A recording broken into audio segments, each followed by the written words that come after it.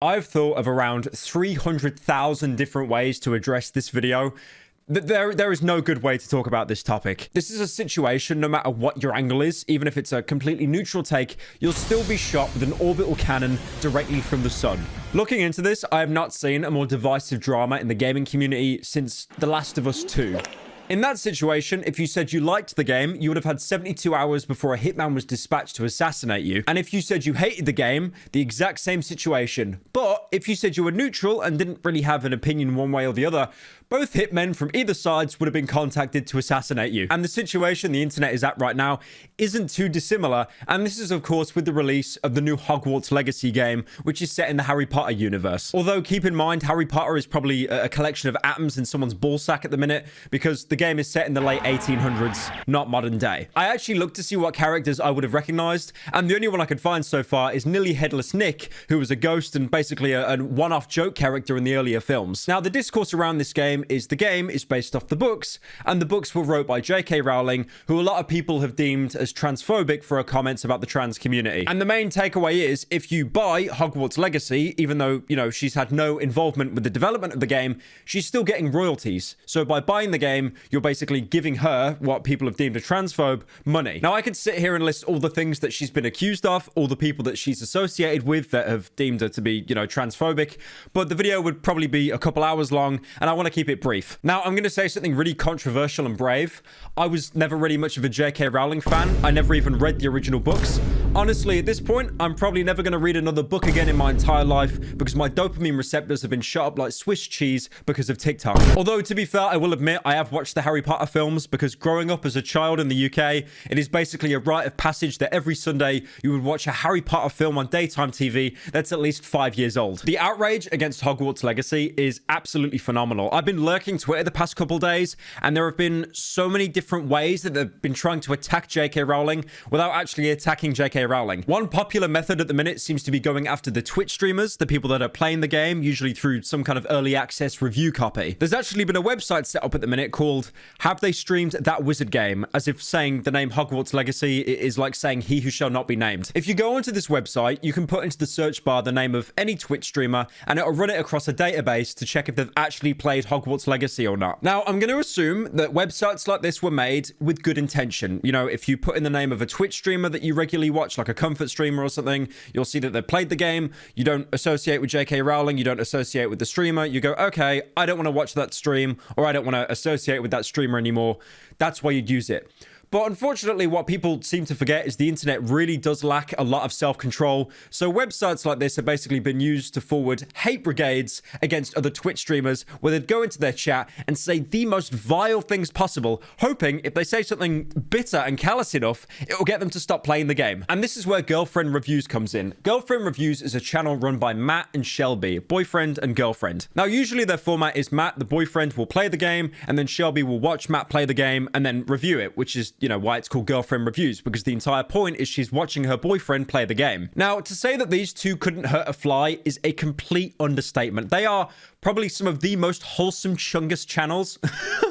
They censor all of their swearing, and they're the last dying breed of people on Twitter that unironically use reaction gifs like 30-year-olds. And then when their community found out that they were playing Hogwarts Legacy, they felt massively betrayed. So then they proceeded to go onto their stream, harass them, call them bigots, among other things, and it reached the point where Shelby had to leave the stream because she started crying. I'm almost like thinking of just like either going offline or like I'm barely into the second combat here, and every time I look at chat, it's just the conversation is just like bothering me. Be right back, like a little break or something.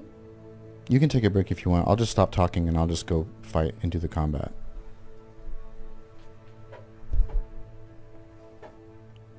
Y'all done did it now. They tried to counter this by turning the chat from anyone can comment to sub-only mode. So essentially you had to fork over like $5 or so to even make a comment. That didn't work either. They would have happily paid the toll just to say even more vile things to them. And please refrain from like name calling anyone in the chat or us, please. I would appreciate that. Are you all right? Yes, Yes, sir, I'm fine. Have our opinions, You seem to have caused but the please fool like to express them in a change. kind way. Yeah, we're That doing our job statue. right now, people. I don't really want What you coming in statue? here and telling me that you know me, I telling see me some I'm sort of fucking statue. It's but fine. doing maybe it's a something wrong right reflection in now the by floor. playing a video game. I accept like disagreeing with what we're doing, streaming this game. So far I'm really bored of this game. I don't find it very exciting or interesting. There must be something to that reflection you're seeing. So like, I don't know, we haven't even like formed an opinion on it. I guess Revelio. we are advertising it, but it would be great if you could have your We're not, skills in a nice nobody who position. is going to play or not play this game is not going to Wait, make that decision based off of us. And any reflection money we turned in the raise and direction shit of is the going to for light. sure outweigh that. The thing is, I don't understand what the end goal was here, like to make a Twitch streamer cry. I get it, you know, J.K. Rowling, she is one of the most wealthiest women in the world. She's got a lot of influence, a lot of power. It almost seems like she's impossible to reach or to contact or to, you know, harass. So you go for the lesser people. But again, like going after Twitch streamers, you're not knocking the bottom of the pyramid. You're basically hitting the bedrock below the pyramid. Now, there's some points I do want to mention. First of all, they got a review copy, which means they didn't pay, which means JK wouldn't have got any royalties. Now, to be fair, you can counter that and you can say that even though they got it for free, they're playing it on stream and advertising the game, which might want to get other people to buy the game, which is the entire point. Even though the chat was just absolutely abhorrent and toxic.